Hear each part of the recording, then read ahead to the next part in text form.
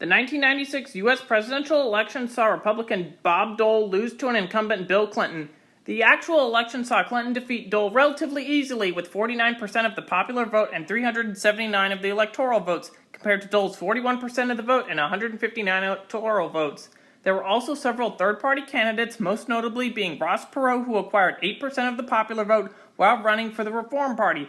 But what if, in an alternate timeline, Bob Dole won the 1996 U.S. presidential election? Now, you might be asking yourself, who is Bob Dole? Well, Dole had previously been a second lieutenant and later captain in the U.S. Army's 10th Mountain Division during World War II. In April of 1945, while engaged in combat near Castel di Aniano in the Alpini Mountains southwest of Bologna, Italy, Dole was seriously wounded by a German shell that struck his upper back and right arm, shattering his collarbone and part of his spine. He would leave the Army as a captain with a Bronze Star for heroism in attempting to assist a downed radio man in Italy and have 2 Purple Hearts.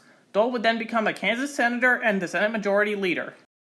Changes that would be needing to occur in Dole's campaign would first be to further distance himself from Congressman Newt Gingrich, who was extremely unpopular along with the rest of Congress, and Clinton painted Dole as a clone of Newt Gingrich.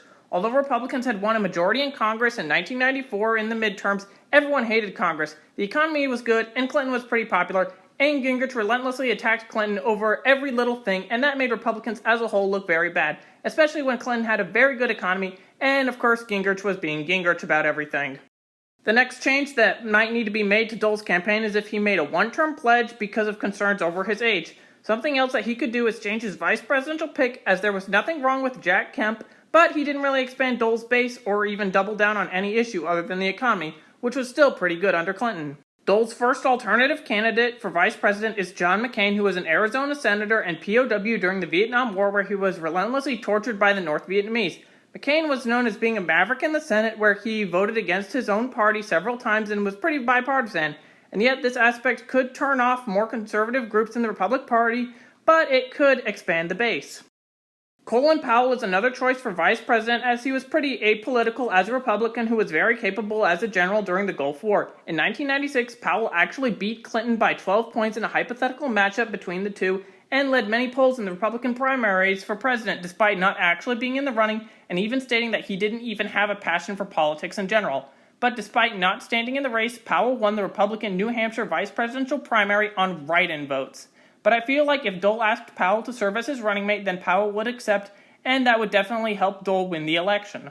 Another potential condition to change the election results might be to have if 2 of Clinton's major campaign scandals were revealed and indicted during this election year. The first one is the Chinese embassy scandal, where the Chinese helped fund Clinton's campaign. Although 17 people would eventually be convicted in this scandal, it wasn't really talked about enough during the election to help Dole out and tank Clinton's campaign. The second scandal was where $100,000 were illegally raised in a Buddhist temple, and eventually the DNC returned the money, and people refused to testify in 1997, and in 2000 convictions were handed out. So basically, I'm saying if these 2 scandals were out earlier and were talked about a lot, it might be enough to help out Dole. Now Dole has won the election. Yay, hail to the Dole. Now what's going to happen in this term? Regarding Russia, there's probably going to be very little changes between Dole's administration and Clinton's second term on Russia, as Clinton had already added fuel to the fire that would destroy Russian democracy in his first term. Check out my other videos on Russia in the 90s and Clinton's foreign policy for further context on that. But something that Dole would change would be U.S.-Russian relations regarding the conflicts in Yugoslavia and especially in Kosovo. Starting with the breakup of Yugoslavia, by 1996, peace had essentially been achieved with the Dayton Accords in 1995. But in 1998, the Federal Republic of Yugoslavia, made up of Serbia and Montenegro and Kosovo, had ethnic tensions because, Balkans. Anyway, in our timeline, the US and NATO responded with airstrikes against Yugoslavia after the start of the Kosovo War, as Yugoslavia committed massacres of Kosovo civilians. Clinton had previously criticized Russia's conduct in the First Chechen War, and combined that with the fact that Clinton approved the bombings of civilian targets in Serbia, led to strong opposition from the Russians. So much so that World War III literally almost started at the Pristina airport in Kosovo between NATO and Russian troops. In this alternate timeline, the Kosovo War definitely still happens, as Dole was very sympathetic to Kosovo, and during the previous Bosnian War, Dole was one of the main voices in getting NATO support for intervening to end the war. The major difference here will be that Dole most likely doesn't approve of targeting civilian areas in Yugoslavia, and Dole wouldn't insult Russia's poor handling of the Second Chechen War, as he saw no reason to. Therefore, Russia will still be mad, but not to the same extent as they were in our timeline, but hold that thought, it'll probably be important soon. Dole would also become the first president in U.S. history to recognize the Armenian genocide and make Turkey cry in a corner. While in recovery from his injuries after World War II, Dole was encouraged to see Dr. Hamper Kelikan, who was an orthopedist and Armenian genocide survivor in Chicago, who had been working with veterans returning from the war.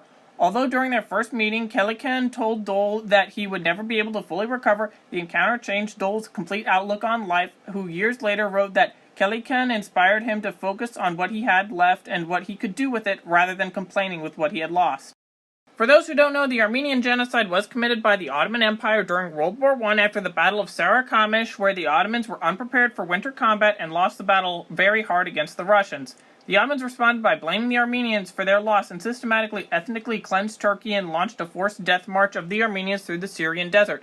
Turkey claims as of 2024 that the Armenian genocide never happened, even though it definitely did, and now all of my videos are no longer going to be available in Turkey. Regarding NATO expansion, after the fall of the Warsaw Pact and USSR, many Eastern European countries feared Russian dominance and really wanted in NATO for their own protection.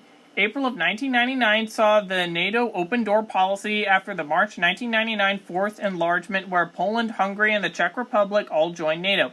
In this alternate timeline, Turkey would likely stall some of these admissions into NATO due to President Dole recognizing the Armenian genocide, but I'm not sure by how much.